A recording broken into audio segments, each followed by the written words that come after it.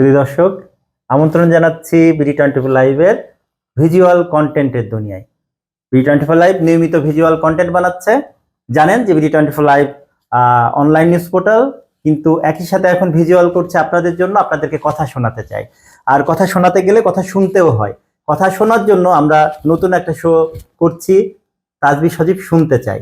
যেহেতু আমি শুনবো, কেউ বলবেন আর কেউ বললে আপনারা শুনতে পারবেন। তো চলেন আমরা কথা শুনি।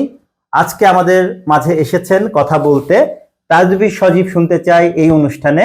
আমাদের আজকের গেস্ট হলেন মাহবুব নাহিদ। মাহবুব নাহিদ উনি বিশিষ্ট কলামিস্ট, লেখক, উদ্যোক্তা, অনেক কিছু বলা যায়। অনেক পরিচয়ে আমরা সম্ভাষণ করতে পারি তাকে।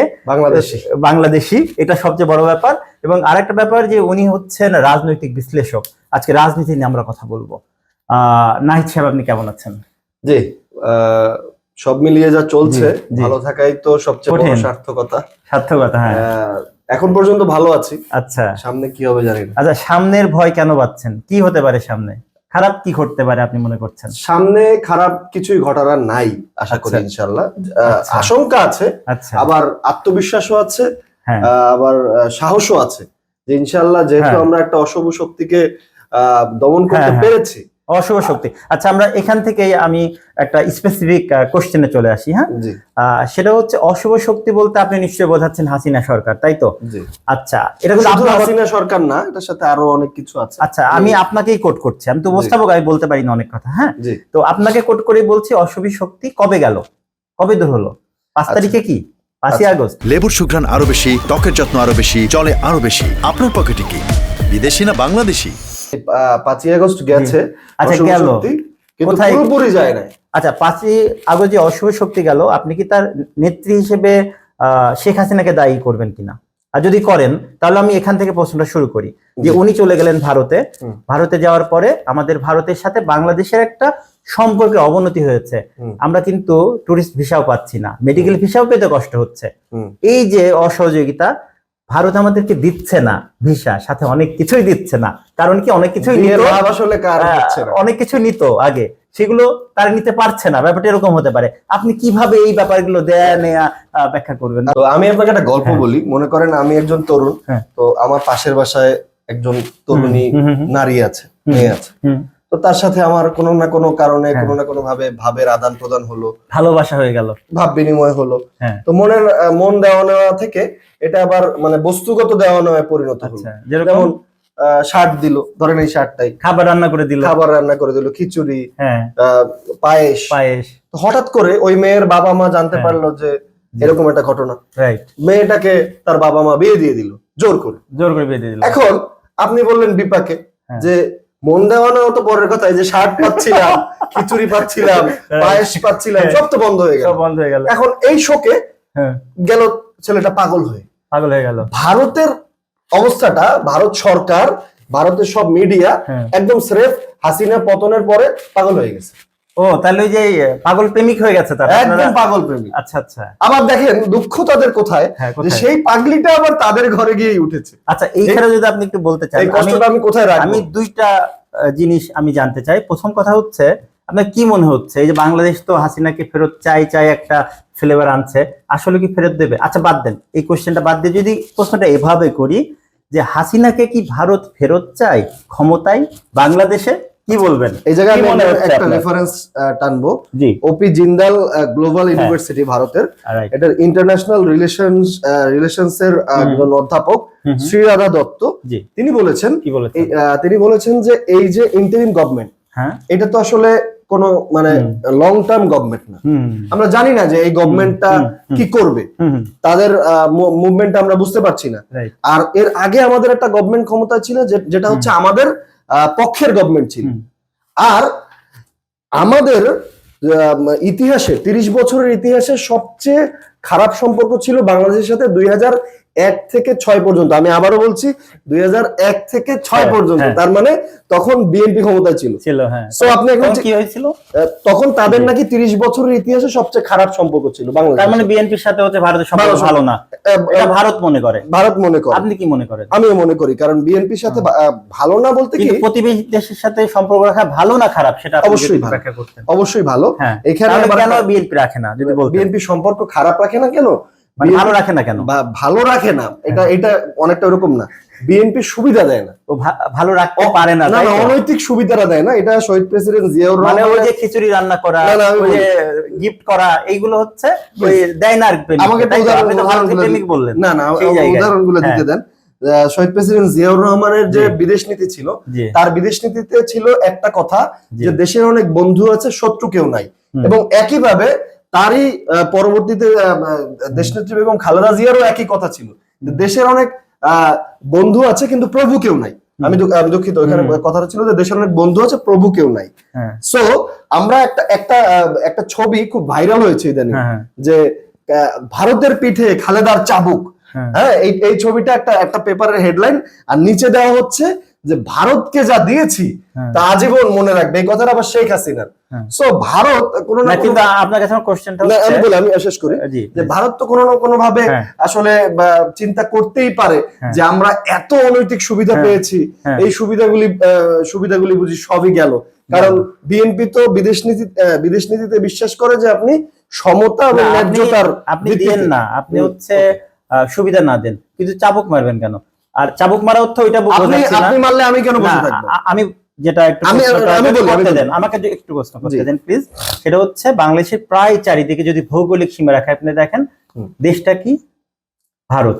পুরো দেশটা কি ভারতের আছে বলে আপনার মনে হয়? না, সেটা তো ইন্টারন্যাশনাল কিছু আলাপ আলোচনায় চলে যাবে, সেই গল্প আলাদা। কিন্তু বাংলাদেশের চারিপাশে কিন্তু ভারত, প্রায় চারিপাশে।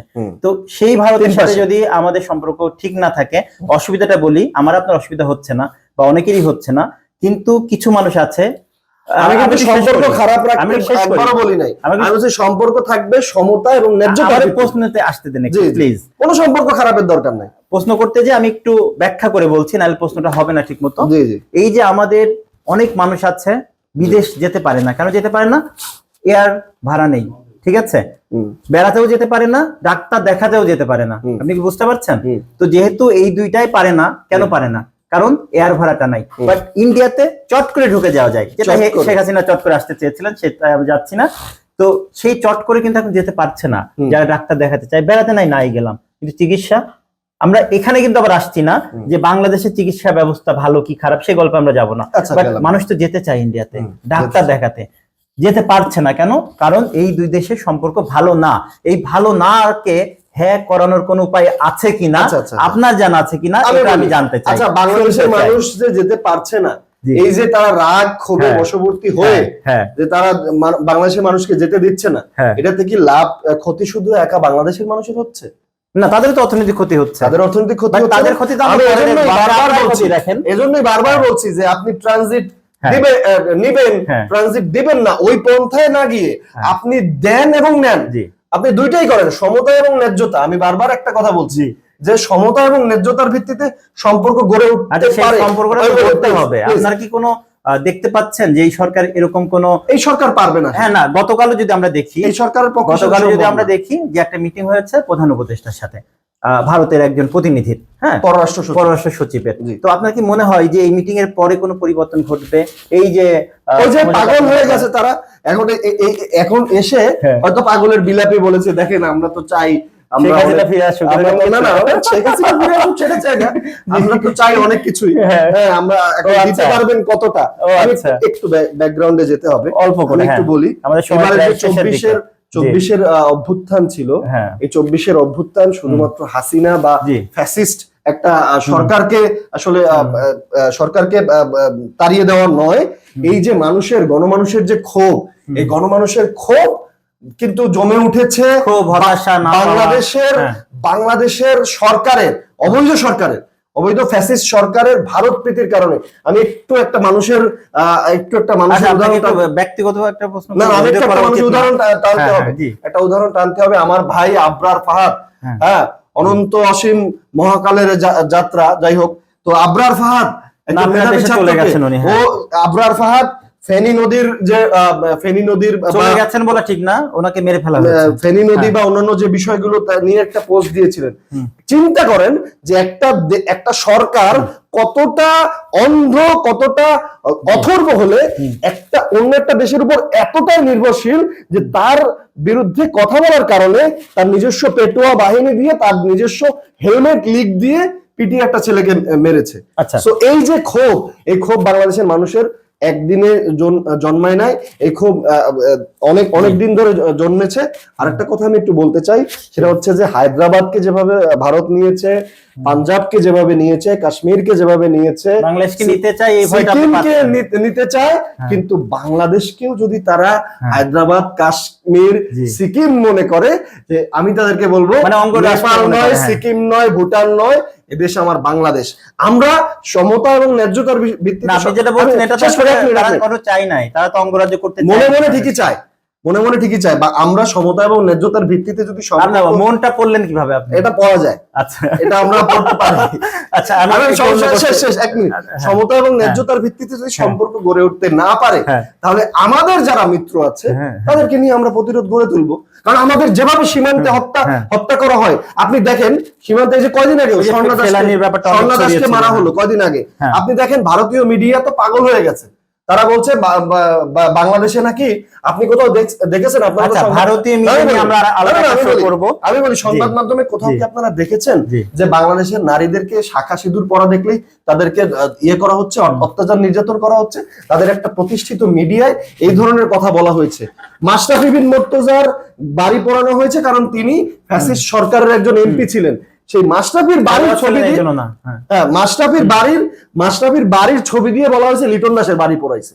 এইটা ভারতীয় মিডিয়ায়। মিডিয়া নিয়ে এত ঘটনা ঘটছে, ভারতীয় মিডিয়া নিয়ে, এটা নিয়ে আলাদা শো করা যাবে। আমরা শেষ করে ফেলি। শেষ একটা প্রশ্ন আপনার কাছে, সেটা হচ্ছে আগামীকাল যদি ভুল না করি বিএনপির লং মার্চ কেন হচ্ছে, কি হচ্ছে, হয়ে লাভটা কি, বিএনপির ভূমিকা কি সঠিক দিকে এগোচ্ছে, এবং ক্ষমতায় কাকে দেখতে পাচ্ছেন এই বাংলাদেশের আগামী নির্বাচনে? যদি এটাও তো অনেক বড় প্রশ্ন, বলেন। আমি বলি লং মার্চটা হচ্ছে বাংলাদেশ জাতীয়তাবাদী যুব দল, স্বেচ্ছাসেবক দল এবং ছাত্র দলের, বিএনপির 3টা অঙ্গ সংগঠনের 3 সংগঠন একসাথে হয়ে লং মার্চটা করছে। তারা গত একদিন আগে বা একটা পদযাত্রার মাধ্যমে ভারতীয় দূতাবাসে স্মারকলিপি প্রদান করেছেন এবং তার পরবর্তীতে লং মার্চ ঘোষণা করেছেন। আমি মনে করি এটা বাংলাদেশের জন্য একটা ঐতিহাসিক ইভেন্ট, কারণ আমরা জানি আমাদের ভারতীয় দাসত্ববাদের বুকে পিঠে চাবুক মারার একজন অনন্ত সৈনিক মৌলানা ভাসানী কিন্তু লং মার্চ করেছিলেন ফারাক্কা অভিমুখে। আমরা একটা সেই রকম ফ্লেভার পাচ্ছি এবং এটার মাধ্যমে আমি মনে করি যে বাংলাদেশের মানুষ সবাই এই লং মার্চটাকে শারীরিক এবং মানসিক ভাবে তারা সমর্থন যোগাবে, কারণ এটা কোনোভাবে যুদ্ধ বা বিগ্রহের জন্য নয়। এটা ভারতকে একটা মেসেজ দেওয়া যে আমরা স্বাধীনতা সার্বভৌমত্বের প্রশ্নে আমরা এক এবং ঐক্যবদ্ধ এবং আমরা শক্তিশালী, আমরা একটা স্বাধীন দেশ। আমরা এই স্বাধীন দেশে কারো দাসত্বকে মেনে নিতে চাই না, আমরা স্বাধীন দেশে কারো দাসত্বকে চাই না। এজন্য বাংলাদেশ জাতীয়তাবাদী যুব দলের সভাপতি আব্দুল মোনায়েম মুন্না, সাধারণ সম্পাদক নুরুল ইসলাম নয়ন, স্বেচ্ছাসেবক দলের সভাপতি SM জিলানি, সাধারণ সম্পাদক রাজীব আহসান এবং ছাত্র দলের সভাপতি রাকিবুল ইসলাম রাকিব এবং সেক্রেটারি নাসির উদ্দিন নাসিরের নেতৃত্বে যে লং মার্চ হচ্ছে, আমি মনে করি এটা বাংলাদেশের জন্য একটা ঐতিহাসিক ইভেন্ট। এই ইভেন্টটা সফল হওয়া আমাদের জন্য খুবই গুরুত্বপূর্ণ। আচ্ছা, আপনি এক লাইনে একটা প্রশ্নের উত্তর দিবেন, এক লাইন বা এক শব্দে হতে পারে, যে হাসিনাকে বাংলাদেশে ক্ষমতায় ফেরত চাই ভারত, এটাই তো আপনি বলতে চেয়েছেন শুরুতেই? সম্ভবত সেটাই চায়, কারণ সেটা ছাড়া তো তাদের আর গতি নাই। আমার সম্পৃক্ত প্রশ্ন হচ্ছে যে এটা কি সম্ভব? অল্প করে উত্তর দিবেন। এটা সম্ভব না, কারণ যে যুদ্ধ আমরা করে ফেলেছি, যে যুদ্ধ আবু সাইদ, ওয়াসিম, মুগ্ধরা আমাদেরকে দেখিয়েছে, সেই যুদ্ধের যে ফ্লেভার এটা এখনো আমাদের মধ্যে আছে, এই শক্তি সাহস আমাদের মধ্যে আছে। আপনি দেখেছেন যে ভারত যখন আমাদের স্বাধীনতা সার্বভৌমত্ব নিয়ে প্রশ্ন তুলেছে, তারা আগরতলায় আমাদের হাই কমিশনে হামলা চালিয়েছে, নেকটারজনক হামলা চালিয়েছে।